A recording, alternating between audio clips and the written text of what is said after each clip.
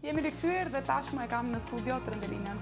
Trëndelina, përshëndetje, mirë se erdhe, shumë faleminderit që ndave kohë për të ardhur deri këtu. Përshëndetje dashur, kërkoj falje se disa herë anullova. Jo, s'ka problem, tash ashtu kanë qenë rrethanat. Po ishte për arsye shëndetësore, sot që më mirë dhe është gjithmonë kënaqësi të jem këtu me ju. Kënaqësi edhe për mua sigurisht, unë të thash që nuk ka nevojë as të kërkosh falje sepse shëndeti është mbi gjitha, por shpresoj që sot ndihesh më mirë, a je më mirë tash? Shumë më mirë sot, edhe nuk dorëzohem.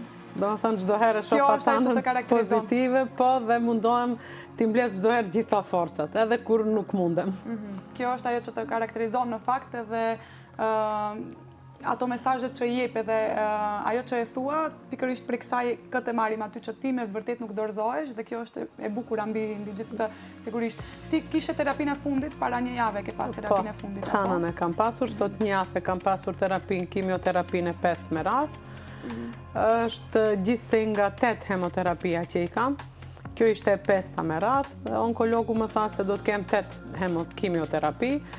Dhe kjo ishte pak më e vështirë, sepse ishte me dhimbje eshtrash, dhimbje të hatashme, do me thënë pak më ndryshe sa ato tjerat.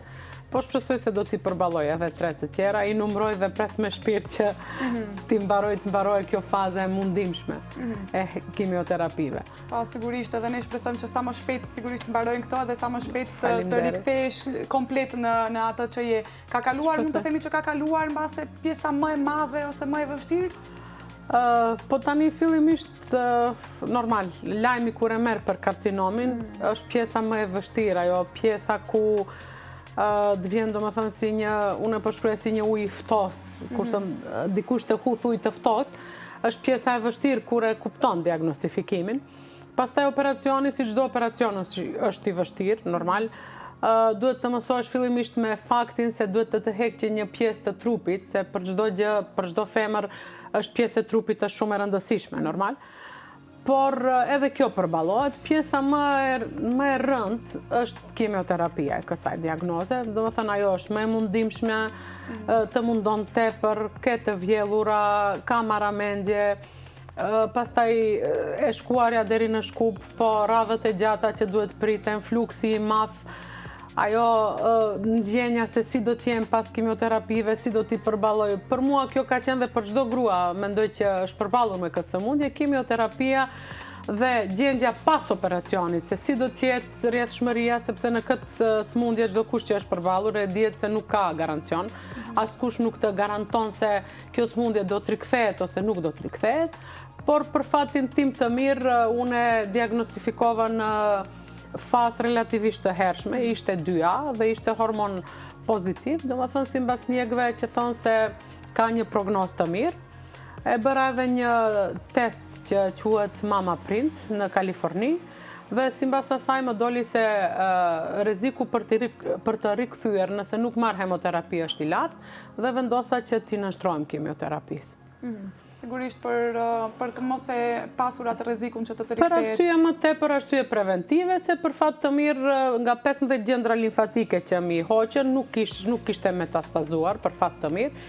Ishin të pastërta, por mjeku që më operoi vendosi që t'i heke për arsye preventive, domethënë, dhe vendosëm së bashku që mos pres, që t'i heke dhe ato që t'jem më rehat. T'jesh më rehat, sigurisht. Si ka qenë momenti kur e more vesh, ke bërë kontrole të vazhdueshme, sepse pikërisht edhe për këtë duam që t'japim mesazh, gratë gjithmonë e lën anash veten dhe nuk i bëjnë këto kontrole dhe në fund ndonjëherë mundet ta zënë edhe në fazë që nuk është edhe shumë e hershme. Ti fatmirësisht e ke zënë në fazë të hershme, por si ndodhi që e zbulove?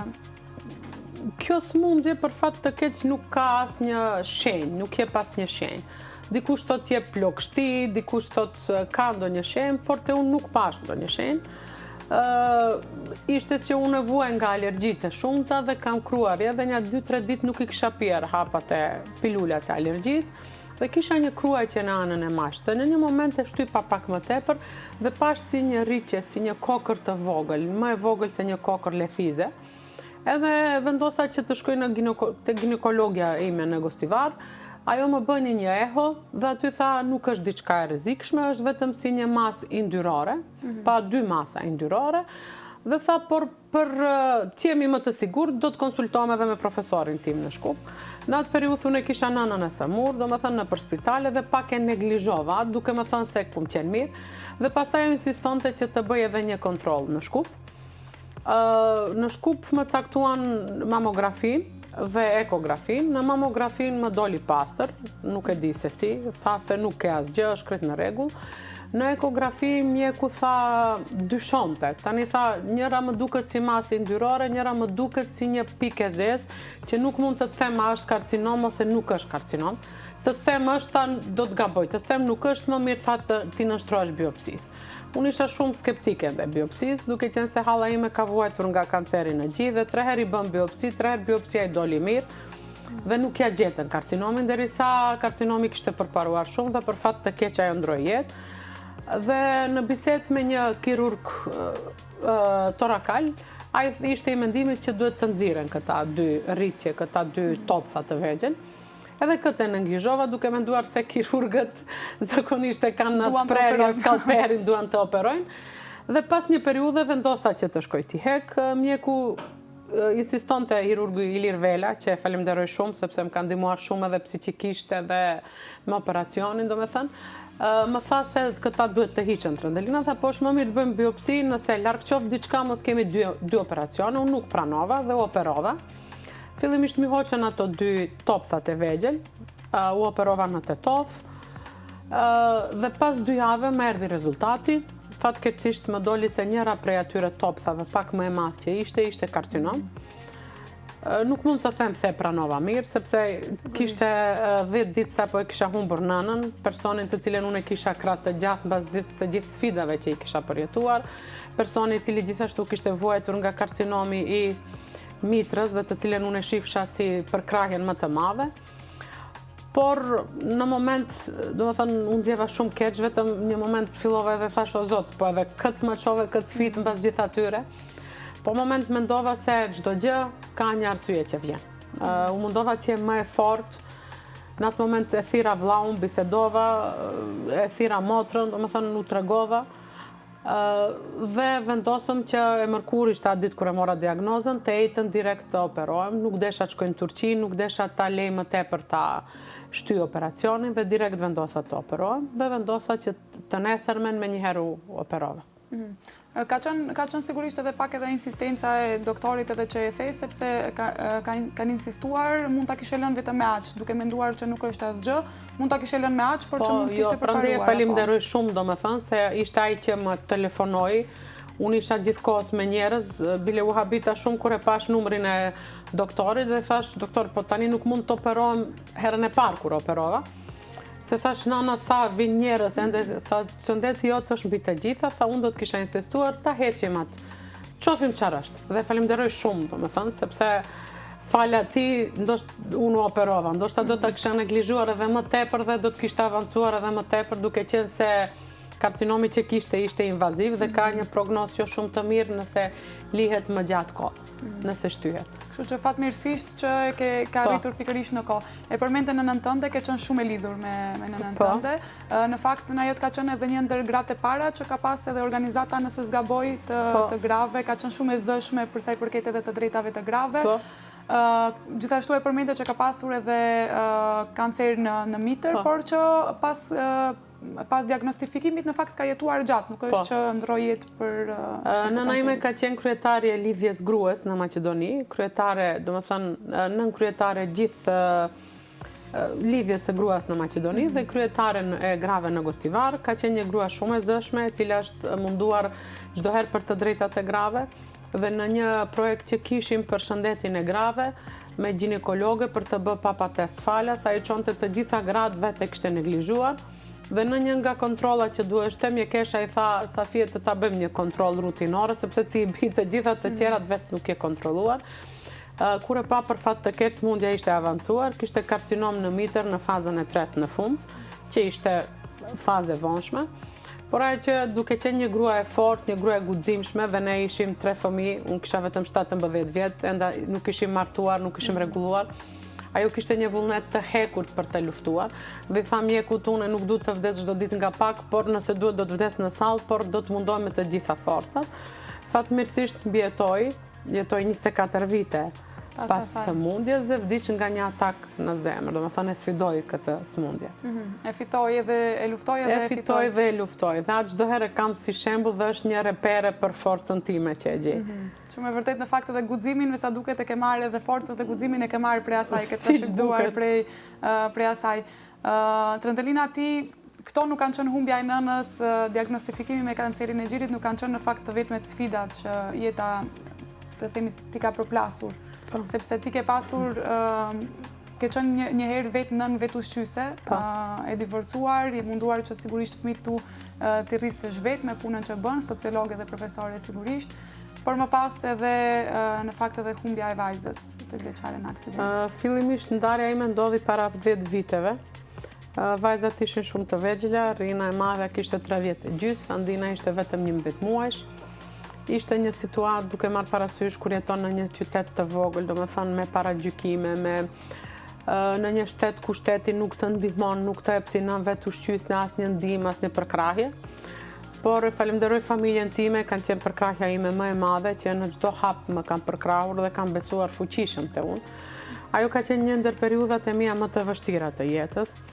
Do më thëmë mu duk si kur e gjithë bota u shemt në atë moment, sepse normalisht për çdo grua që planifikon një jetë, planifikon një familje, ka fëmijë dhe planifikon diçka më pozitive, por ja që sfidat në jetë ndodhin. Por kjo nuk ishte më e vështira. Sa fillova pak të rikëmbëm, të marrë veten, do më thënë unë nuk turprohem të tregoj që kam punuar punë të ndryshme, duke filluar nga anketa që kam bërë, nga dyqane bizhush, nga shitjet të ndryshme që kam bërë online, jam munduar që me çdo kusht t'i rris vajzat mos t'ju mungo asgjë. Sigurisht puna e ndershme. Po.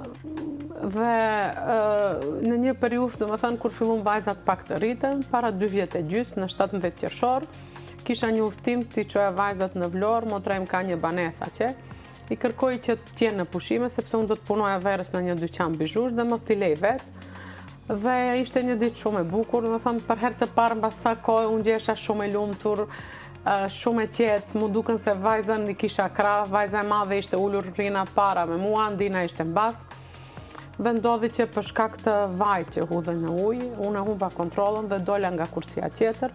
Makina që vinte ishte me një shpejtësi shumë të madhe dhe na përplasi, na hudhi mbi bankinë. Andina ndroi jetë në vend aty, do të thënë nuk mundeshte ti mbijetoj plagëve, unë dhe Rina ishim me thyerje të krahut, unë kisha edhe një tronditje të madhe në kokë. Për momentin nuk më treguan, sepse mjeku i kishte thënë motrës, sepse nëse më tregon për humbjen e vajzës, nga tronditja që kam edhe shtypjet e lartë të gjakut, mundeshte ta humb, do të thënë ta humb jetën në atë moment. Nuk ishte as pak e lehtë. Nuk më treguan, neve na çuan me ndihmën e shpejtë në spital, pastaj na transformuan në shkup, atë ditë nuk më treguan të nesërmen për humbjen e vajzës, dhe nuk e di se si e mora forcën që ta përballoj këtë. Në momenti mendova prindërit, e mendova vllaun që ma tregoi lajmin, të cilën kur e pash, më thënë, më duk se do ta humpe edhe atë kishte një fytyrë të zbek, do më thënë ishte shumë keq, mendoja për vajzën tjetër që duheshte të operohet, dhe nuk pranova të operohem ato ditë, e shtyna operacionin për 3 ditë, për arsye se desha të jem në momentet e fundit të vajzës aty. Dhe pas kësaj u operova me krahun. Operacioni doli pa suksesshëm, sepse atë titaniumin që ma kishin vu, trupi ma kishte pranuar si trup të huaj, një diagnozë që ndodh shumë rrallë, por për fat të keq të u ndodhi. Dhe mbas një viti u operova një operacion 7 orë gjys, ku do më thënë ishte punë orësh që të ma më puntojnë krahun, por fatmirësisht i shpëtova edhe kësaj. Sigurisht. E ke përmendur edhe më herët, ke treguar sigurisht që me bashkëshortin nuk ish bashkëshorti në fakt, nuk e pasur, vetëm ka qenë pjesë në varrimin në fakt edhe në kur ka ndruar jetë edhe vajza, nuk vazhdon të kesh sigurisht. Për fat të keq nuk kemi pasur marrëdhënie të mira, do me thënë që nuk do t'ja doja çdo kujt, sepse fundja kur ke fëmijë dhe marrëdhënie duhet të jenë qoftë edhe për shkak fëmijëve, nuk kemi pasur marrëdhënie të mira. Por e falemnderoj sepse duke qenë edhe me profesion hirurg, është ngjitur vajzës së madhe, i ka ndihmuar, ai ishte përgjegjës për operacionin, do me thënë, e mori, intervenoi që të operohet sa më shpejt, së paku është gjendur vajzës. Me pakta që mund të bëj për fëmijën e vetë, sigurisht. Mund të bëj, po përsëri e falimderoj, sepse ka raste që edhe kjo nuk mos më ndodhe. Përndryshe nuk kemi asnjë komunikim, nuk kemi pasur, por unë nuk doja që mohoj faktin që ai të jetë edhe në vorimin e vajzës, edhe pse i kam rritur vetë me shumë mund, me shumë sakrificë. Mendoja që është me pakta që mund të bëj për vajzën tim Andina, mos që mohoj të drejtën që në vorimin të jetë edhe babaja saj. Edhe pse ishte me shumë, do me thënë, në ato momente ke një vrull emocionesh, një vrull ndjenjash që nuk mund t'i përshkruaj, nuk do të doja që asnjë nën t'i përjetoj. Përjetoj atë, sigurisht. Ke thënë që edhe për shkakun e aksidentit ende je edhe në procese gjyqësore, duke qenë se të fajsojnë ty për aksidentin? Duke ditur se Shqipëria ka një disa ligje pak më të çuditshme, do të thoja, se te ne, duke ditur se është edhe korrupsioni, është edhe njoftësia, ende më akuzojnë për diçka që unë nuk jam as pak fajtore, sepse unë kam vozitur 5-5, kam qenë e lidhur, nuk kam pasur asnjë faj, por ekspertiza kur është bërë nuk e kanë konstatuar se hudhim vaj, dhe më quajnë fajtore pse unë kam dalur nga kursia anës tjetër, edhe pse ai ka qenë me një, do me thënë, me një shpejtësi shumë të madhe që nuk i lejohet. Për fat të keq ende vazhdon gjykimi, 3-4 herë është anuluar, disa herë kam qenë dhe vazhdon të jem në gjykim. Po për shkak të sëmundjes pak e kemi lënë, do me thënë se nuk mundesha, nuk kam gjendje të udhtoj, nuk kam qenë në gjendje, dhe tani presim së fundmi se çfarë do të ndodh me rastin. Sigurisht që fillimisht do ta shohësh shëndetin tënd e pastaj të vazhdojnë edhe këto gjykime të tjera. Si ka qenë, të kthehemi tash tek pjesa sigurisht e terapive, ti e përmende që janë të mundimshme, por edhe nga ana emocionale, e përmende që ke pasur edhe mbështetjen e familjes, e ke vajzën në fakt, që edhe këtu tash ka ardhur sigurisht me ty, shkon pas teje gjithashtu edhe babain tënd, i cili është gjallë dhe e ke në fakt pranë teje. Sa e rëndësishme është edhe kjo mbështetja edhe nga shoqëria, sepse e përmende pak më herët që ka pas paragjykime për shumë raste të tjera, por mbas edhe për këto rastet edhe për pjesën e kancerit, si të janë gjendur le të themi njerëzit, dhe sa e rëndësishme është të kesh mbështetjen e njerëzve për të përballuar emocionalisht gjithë këtë. Është shumë e rëndësishme, sepse unë çdo herë edhe në poezi që shkruaj, sepse nga dhimbjet që i kam, të gjitha dhimbjen unë e shpreh me anë të shkrimeve, me anë të prozave dhe me anë të poezive. Periudhën e hemoterapive unë e kam përshkruar si një botë në delirium, do me thënë në botë e vakumit, e quaj në mes kësaj botë dhe botës tjetër. Në një gjendje shpirtërore ku ti ke halucinacione të ndodhin, të ndodh ankth, ndodh frikë, ndodh dhimbje trupore, ndodh ndryshim disponimi, ndodh një vulkan brenda teje i fuqishëm shumë që nuk është, ndodh friga nga ajo që çfarë do të ndodh mbas kësaj, dhe është shumë e rëndësishme për krahja e familjes, e shoqërisë. Falenderoj të gjitha shoqërinë time, falenderoj familjen time, vajzën time, që shpeshherë unë e tham, më vjen keq që është rritur para kohe, duke qenë vetëm 14 vjeçare, ajo ndonjëherë sillet si me i pas 30 vjet, do me thënë, më përkrah, më ndihmon në punët e shtëpisë, babai që është 83 vjeçar gjithashtu, vëllau, motra, të gjithë familjarët, shoqëria, fëmijët, që i përshëndes fëmijët, kam 2 fëmijë që i kam më tepër se motra, që çdo herë janë aty për mua, për çdo gjë. Dhe është e rëndësishme për krahja shumë e madhe, edhe pse ka paragjykime, më kam paragjykuar pse shpeshherë kam dalë edhe pa peruke në foto, që e shpreh ndjenjat e mia, e shpreh haptazi, ka pas njerëz që thonë, po pse duhet ti shprehish këto, tjerit nuk i intereson gjendja jote. Unë nuk e kam bërë këtë as për t'u lavdruar, as për t'u treguar më e fortë ose diçka, po thjesht unë jam djerë më mirë, dhe kam parë atë që më kanë shkruar me qindra gra që edhe nuk i kam njoh, të cilët mendojnë se unë jam motiv për ato. Dhe unë këtë e shoh si një lloj motivi, e shoh si një lloj përkrahje, dhe mendoj se nëse dikush flet haptazi për këtë, dikush do të dalë dikush tjetër që mund të ndihmojë, mund të të përkrahë, po edhe ti në këtë rast mund t'i ndihmosh. Qoftë me një fjalë përkrahëse, qoftë me një barë, qoftë me një këshill dhe kështu me radhë. Kjo është shumë e vërtet në fakt që sa po the, sepse unë pikërisht prandaj desha shumë që të të kem këtu për të treguar rrëfimin tënd, sepse këto që i thua, në gjithë këtë që e tregon në fakt ka një mesazh, ka mesazhe të fuqishme që ti i ke përballuar të gjitha këto, ke qëndruar e fuqishme, sepse në fund të fundit jeta duhet vazhdoj, me gjitha sfidat rrëzohemi, duhet të ngrihemi sërish dhe jeta duhet vazhdoj dhe je motivim dhe je frymëzim. Seriozisht, une kur të kam takuar dhe kam biseduar pastaj edhe me pjesën tjetër të shoqërisë që kemi qenë bashkë, kam thënë më habit shumë, domethënë energjia që ka, bravo si qoftë që ka qëndruar në këmbë, me të vërtetë je frymëzim, kështu që pse mos të folin të gjitha këto, kam parë edhe nga komentet njerëzit që kanë shkruar që na ke ndihmuar me rrëfimin tënd, na ke ndihmuar edhe ne të ngrihemi në këmbë, sepse ka njerëz të cilët ndase ndodhen në situatat e tua. Po. Çdo herë mendoj se Zoti nuk çon më tepër nga ajo që ne mund të mbanë. Edhe pse kur më erdhi kjo rasti i fundit me karcinomin, ula dhe mendova të bisedoj me Zotin dhe ajo që ishte pak në mënyrë sarkazme, do ta them, thash mirë be Zot, vetëm te faqja ime ke ngelur duke shkruaj, po ndrohe pak dilte një faqe tjetër. Por pastaj mendoj se çdo gjë që ndodh për ndonjë shkas. Dhe asgjë nuk është e rastishme në këtë botë. Dhe çdo herë, edhe nëse kemi miliona sfida dhe shumë gjëra të këqija, përsëri kemi ndonjë motivim dhe në fund të tunelit çdo herë ka një dritë, ka një shpresë për të cilën ne duhet të jetojmë. Ajo që të kisha thënë në këtë raste, kur njeriu sprovohet tepër, fillon që më tepër ta vlerësojë jetën. Derisa nuk kemi sfida, nuk kemi sprova, ne mund të nervozohemi, mund të prekemi për gjëra shumë të vogla, për gjëra banale, po kur na ndodhin gjëra më të mëdha, atëherë fillojmë që ta vlerësojmë jetën. Dhe në këtë rast unë vlerësoj çdo ditë që marr frymë, çdo ditë që zgjohem, them faleminderit Zot, më dha edhe një ditë të cilën mund të jetoj dhe jetoj çdo ditë sikur me qenë dita ime fundit.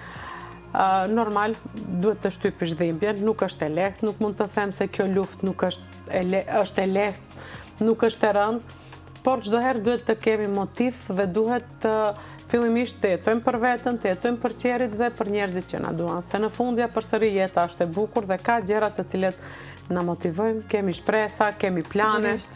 Sigurisht, shpresa është ajo që në fakt i fiton të gjitha. Më kanë shkruar njerëzit mesazhe, duke të falenderuar përzemërsisht për këtë që sigurisht që e flet dhe duke të dëshiruar që Zoti të dhashtë dhe shumë shëndet dhe më kanë shkruar që je motivim dhe frymëzim në fakt për të gjitha ata që na ndjekin në këtë moment. Faleminderit për përkrahjen, gëzohem që historia ime u shërben njerëzve për gjëra pozitive dhe gjëra të mira.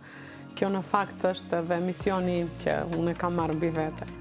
Sigurisht. E përmende pak më herët sigurisht edhe babain tënd, e ke si përkrahje njerëzit të tu të cilët të rrethojnë, vajza, njerëzit të tjerë të cilët të rrethojnë, janë një frymëzim apo edhe një motivim për të vazhduar sigurisht në jetën, por unë tani kam një surprizë të vogël për ty, nëse ka mundësi Elusë Regjin që na jap videon mesazhin e parë.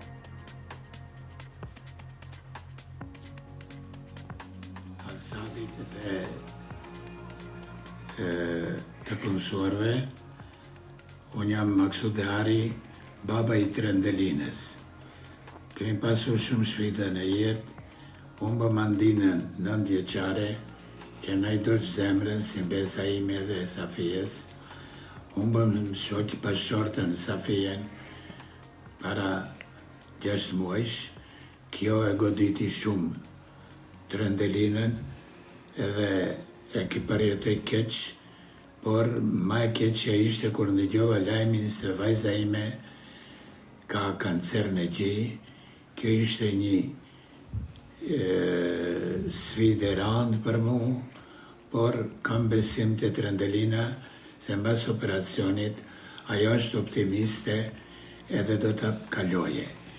Burën që kam një vajzë si Trendelina, është oratore, magjistri sociologjisë dhe është shumë e suksesshme në punën e saj dhe në misionin që ka incizu deri tash. Përshëndetje dhe njëre, u dëshiroj çdo të mirë. Falenderoj shumë babain tënd për këtë video mesazh. Më fal se ndoshta të solla Jo, në një nuk është problem, nuk e prisja, është para 2 javë kishte një aksident të vogël, kamera mendje dhe kara është vrar pak. Edhe pse është 83 vjeçar, vazhdon të jetë përkrahja ime më e madhe. është personi që çdo herë ka besuar në mua dhe vazhdon të besoj. Dhe normal, ndonjëherë emocionet janë më të forta se forca, nuk e prisja këtë. Faleminderit për surprizën, po normal është pak më vjen keq edhe për gjërat që ai ka përjetuar dhe vazhdon ende ti përjetoj me mua.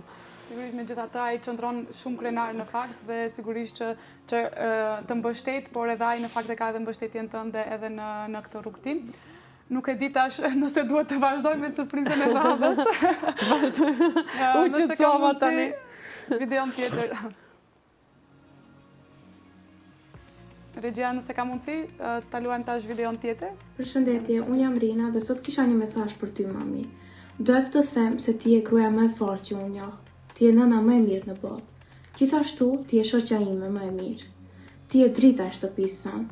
Ti më ke mësuar se si të dashuroj, më mësove si të fal, e më mësove se çfarë do të thotë dashuria një nëne.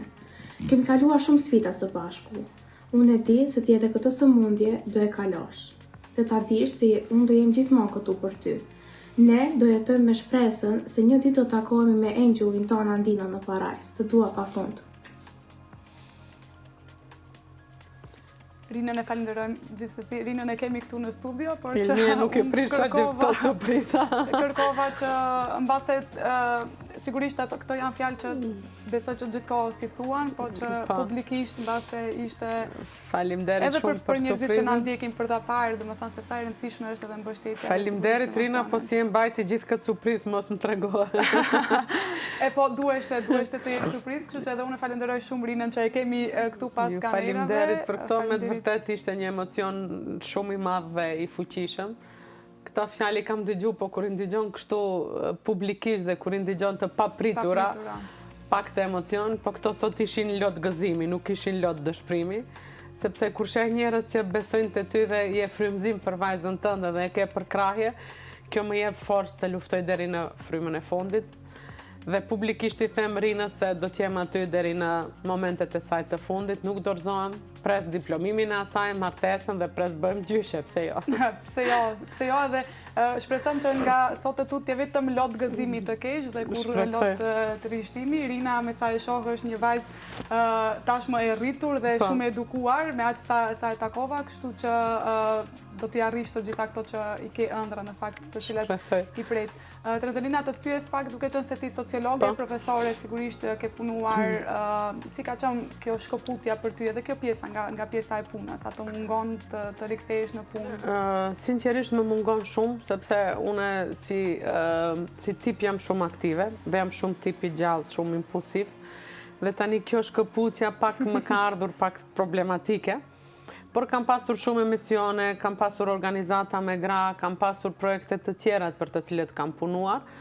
Dhe pak kjo si duket më ka ndihmuar që të kaloj pak më lehtë. Por nëse përsëri do të zgjidhja profesionin, përsëri do të zgjidhja profesionin e mësimdhënësit e mësuesit, sepse më mungon pamacë, jam shumë e lidhur emocionalisht me fëmijët. Tani para 3-4 ditëve më bën një surprizë në shkollë, duke qenë tetori ros, më këshim bërë një pritje shumë të ngrohtë, ku edhe aty u përlota, u emocionova, dhe u thash se kam pasur shumë emocione, po ai vendi është vendi unë ku përkaks dhe kur i shef gjitha të nxënës që të presin me aq mall, me aq përqafime dhe u mungon, atëherë ndjesh më e re dhe ke frymëzim për të kthyer. Më mungon puna gjithsesi. Por fillimisht shpresoj që do të them më e fuqishëm, ti mbaroj terapiat, kam disa plane tjera të cilët dëshiroj t'i bëj dhe çdo ditë mendoj nga një plan të ri, edhe me onkologun kur bisedova, falenderoj Ilir Ismailin, domethënë për përkrahjen, për pozitivitetin, dhe ndoshta jam e vetmja paciente që nuk e pyes pastaj rrjedhohen çfarë do të vijë. Ndoshta jam paciente pa disciplinuar. E ke thënë këto po, e kam thënë gjithsesi. Nuk u përmbajmë shumë rregullave, ushqimeve, gjërave, duke qenë se asnjëherë nuk kam pirë alkohol, as duam, dhe kjo sëmundje pikërisht më goditi mua. Dhe tani them asgjë nuk është, çdo gjë vjen nga motivimi, nga mendimet pozitive dhe nga dashuria për jetën. Dhe nuk pyes asgjë. Pres ti mbaroj hemoterapit dhe të vazhdoj më tutje. Asnjë lajm, asnjë info më tutje nuk më intereson, nuk pyes, sepse nuk më intereson. Sot mbaroj kjo dhe jetoj si u thash sot për sot. Dhe është shumë më mirë. Sa më pak din ndonjëherë është shumë më pozitive, më e mirë. Ti në fakt thua që do të mbaroj dhe do të rikthehemi në punë, po ti në fakt nuk ndalesh, sepse e di që a ditë kur u takuam, ti kishe bë fli dhe gjithë njerëzit që ishin përreth dhe të thonin a je më normal, pse shkon të marrësh gjithat angazhim të bësh një ushqim, diçka që me të vërtetë është shumë e rëndë për ta bërë. Nuk rri dot në një vend. Nuk mund të rri në një vend, do të thënë kjo më bën më tepër të sëmur. Ka ditë që nuk ngrem nga shtrati dhe thamë prej nesër do të ri vetëm shtrim. Nesër e shoh pak më mirë me energji pozitive do të bëj diçka pozitive. Kjo në fakt më mban gjallë, më mban më të fortë, sepse njeriu sa më tepër mundon në sëmundje, nëse dhe je mirë, qoftë edhe një viroz, një grip i vogël, nëse rrin tan ditën radh, do të bëhesh më keq. Kjo më ndihmon që unë të marr forcë dhe tan kohës jam me telefonata, tan kohës jam duke ndihmuar dikë, duke biseduar, duke bërë ndonjë punë. Dhe kjo si më duket më mban më tepër të fortë dhe më jep motivim, edhe pse ka ditë që lodhem shumë, por gjithsesi në fund jam më e lumtur dhe nuk e mendon sëmundjen. Sa më tepër ta mendosh sëmundjen, ajo të godet çaq më tepër. E mendon dhe fillon këtu më dhem, aty më dhem, jam kështu, jam ashtu.